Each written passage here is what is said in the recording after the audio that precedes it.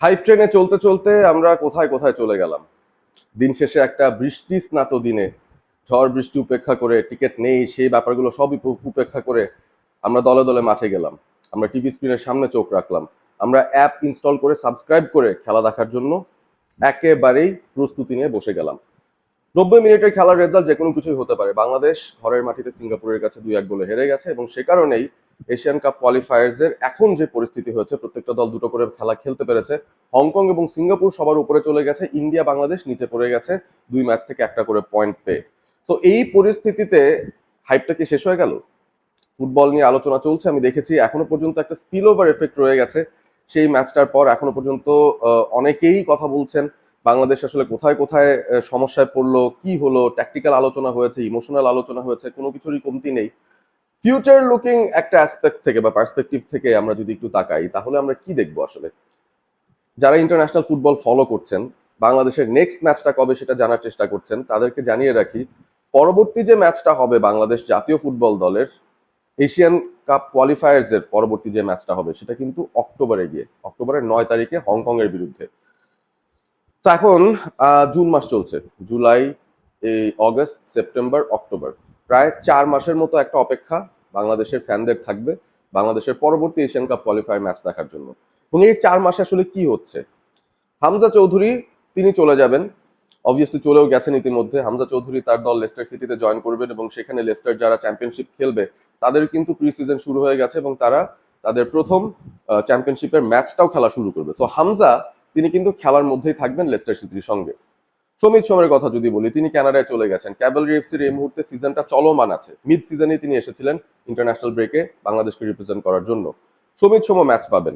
তো যে অরিজিন ফুটবলাররা আসলে এসেছেন বাইরে থেকে, তারা কিন্তু ফিরে গিয়ে তাদের সিজন লং যে ক্যাম্পেইন আছে সেই ক্লাবের সঙ্গে তারা যুক্ত হয়ে তারা তাদের কাজগুলো করতে থাকবেন।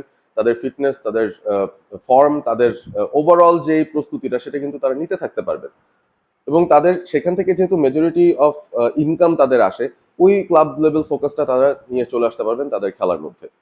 বাংলাদেশের লিগটা কবে শুরু হচ্ছে?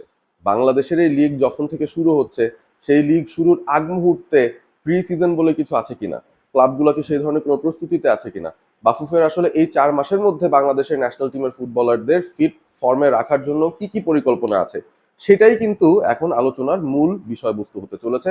এবং সেই সাথে আরো কিছু অরিজিন প্লেয়ারদেরকে কি এই 4 মাসের ভেতরে বাংলাদেশ রিক্রুট করে নিয়ে আসতে পারে কিনা হংকং ম্যাচের আগে, সেটাও কিন্তু আরেকটা বোন অফ কন্টেনশন। অর্থাৎ দুটো মেজর পয়েন্ট এই মুহূর্তে। What's next for Bangladesh football? আমাদের এই অপেক্ষার 4 মাসের ভেতরে বাংলাদেশ ন্যাশনাল টিমের যে স্কোয়াডটা আছে সেটাকে আবার রিশাফল করার মতো এমন কোনো ইভেন্ট বা টুর্নামেন্ট বা কিছু কি হবে যেটার মাধ্যমে আবারও নতুন করে আমরা স্ক্রিন করে আমাদের বেস্ট পসিবল 23-কে আনতে পারি? বাইরে যারা অরিজিন প্লেয়াররা আছেন, কিউবা মিচেলের নাম বারবার শোনা হচ্ছে, তিনি এবার জয়েন হয়তো করে ফেলতে পারতেন, হয়তো হংকং এর আগে ডেফিনেটলি তিনি অ্যাভেলেবল থাকবেন। তো তাকে আনার পাশাপাশি আর কোনো প্লেয়ারকে কি বাংলাদেশ অরিজিন কোটা থেকে নিয়ে আসার চেষ্টা করবে কিনা, যারা ন্যাশনাল টিমে জয়েন করতে পারেন হয়তো হংকং ম্যাচের আগে, দলের শক্তিমত্তাটা বৃদ্ধি করার জন্য? তো এই দুটো বড় বড় পয়েন্ট আমাদের সামনে আসলে লক্ষ্য রাখতে হবে। আমি খুব দীর্ঘায়িত করবো না আলোচনা। আমার কাছে মনে হয় যে বাংলাদেশ ফ্যান্সরা আমরা যারা আছি, ফুটবল যারা ফলো করছি, বাংলাদেশের খেলা যারা খুবই ইন্টেন্ট নিয়ে দেখেছি, আমাদের মধ্যে এখন যেন ওই ব্যাপারটা চলে আসে যে আমরা এখন লিগের খোঁজ খবরগুলো রাখি। ইন্ডিভিজুয়াল প্লেয়াররা কে কি করছেন, কোথায় এই 4 মাস কাটাবেন সময়, তাদের প্রস্তুতিটা কেমন ভাবে নেবেন সেটা একটা দেখার প্রশ্ন। 3 নাম্বার আরেকটা পয়েন্ট যেটা আসলে ভিডিওটা শেষ করার আগে বলতে চাই, সেটা হচ্ছে হাভিয়ার কাবরেরা তিনি কি আদতে বাংলাদেশের হেড কোচ থাকবেন কিনা। এপ্রিলের 2026 পর্যন্ত তার মেয়াদ দীর্ঘায়িত করা হয়েছে বা তার মেয়াদের সময়টা নির্ধারণ করা হয়েছে। তার আগে কি তাকে বাফুফে কোনো ধরনের সাবধান বার্তা দেবে কিনা? কারণ পারফরমেন্সের বিচারে কাবরেরা কিন্তু দলটাকে সেভাবে গুছিয়েও আনতে পারছেন এবং যেহেতু international football is more about results business, আপনি ক্লাব ফুটবলে দেখবেন প্রতি সপ্তাহে একটা করে ম্যাচ আছে, প্রতি 3 দিন পরে হয়তো একটা করে ম্যাচ পাবেন, ইউরোপিয়ান ফুটবলের কথাই বলছি।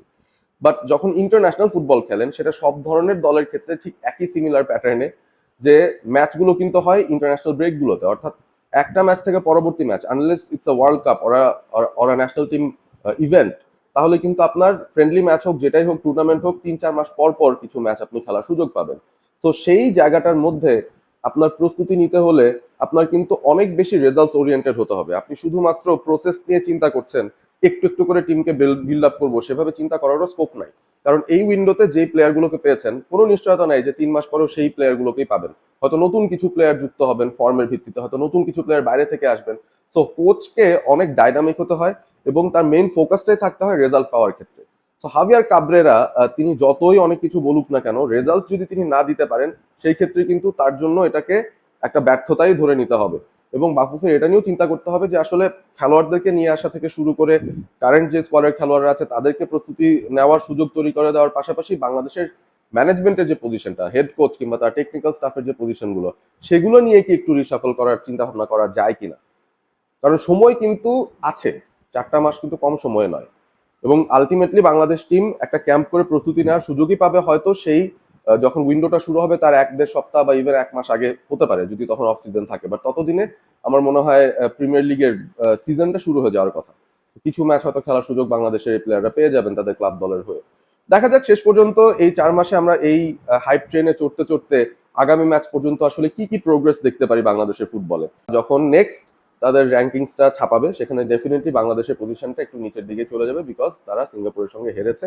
আমরা কিন্তু সেই 185-র ঘরের দিকেই আবারও ফিরে যাচ্ছি। সো এটা একটা কনসার্নের ব্যাপার, এই কনসার্নটা রাখছি এবং আশা করছি আমরা খুব ভালোভাবে বাংলাদেশের ফুটবলের এই প্রোগ্রেসটাকে ফলো করতে থাকবো আর দেখতে থাকবো যে আসলে খেলোয়াড়রা কিভাবে নিজেদের ফিট রাখেন, ফ্যান্সরা কিভাবে নজর রাখেন এই ওভারঅল পরিস্থিতির ওপর, এবং বাংলাদেশ ফুটবল ফেডারেশন কিভাবে এই সামনের 4 মাস পরে বাংলাদেশের যে নেক্সট ইন্টারন্যাশনাল স্কেডিউলটা আছে তার আগে কি কি ব্যবস্থা রাখতে পারেন, যেটার মাধ্যমে আমরা একটা ইমপ্রুভ টিম হিসেবে নেক্সট ম্যাচগুলো খেলতে যেতে পারি।